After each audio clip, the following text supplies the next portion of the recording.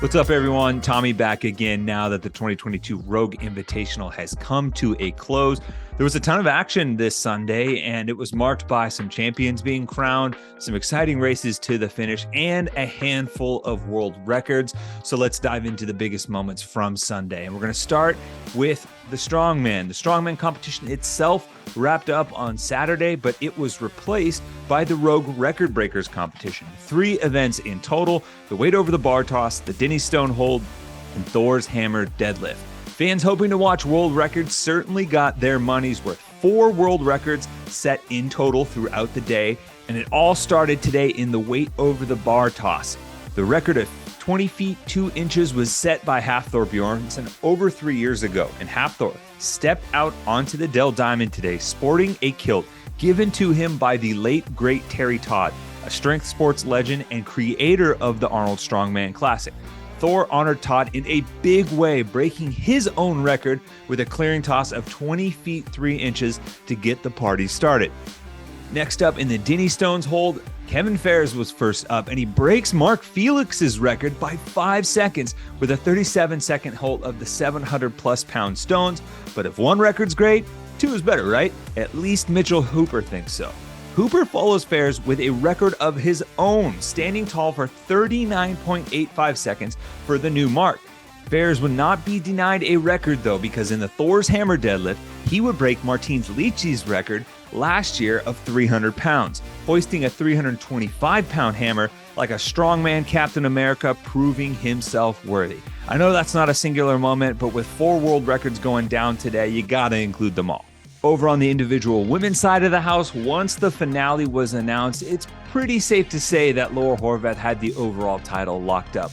But if the top heat of women had any plans of cruising to the finish, 16-year-old Olivia Kerstetter put an end to that, throwing down the gauntlet and setting the time to beat from the first heat, finishing in just 3 minutes and 48 seconds. Think about that. A 16-year-old young woman just did 30 clean and jerk reps at 165 pounds in under 4 minutes. Kerstetter certainly took her lumps this weekend in making the jump from the teenage division and debuting as an individual athlete, but the way she chased down Danny Spiegel on the final barbell to win the heat and eventually finish with the second fastest time is another great example of why there's some deserved hype around her being the next young woman to follow in the footsteps of Haley Adams, Mal O'Brien, Emma Carey, and Emma Lawson. Finally, closing things out in the men's division for the 3rd time in 2 seasons, we had a battle to the finish between Justin Medeiros and Pat Vellner. This deserves a little setup.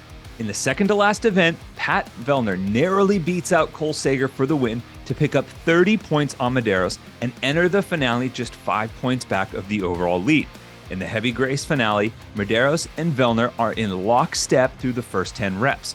But on the second bar, Vellner makes a push and heads to the third and final money bar a couple reps ahead of Medeiros.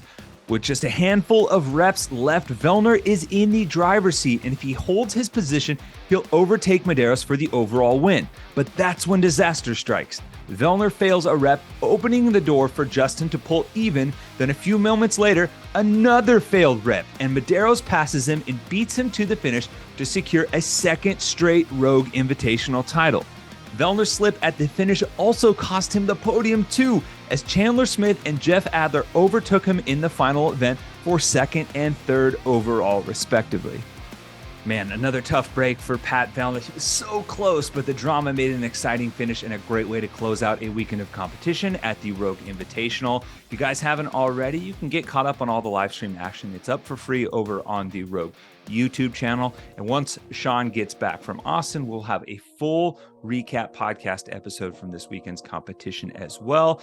Drop your favorite moments from the weekend in the comments below. Be sure to like this video and subscribe to our channel. And thank you guys for watching.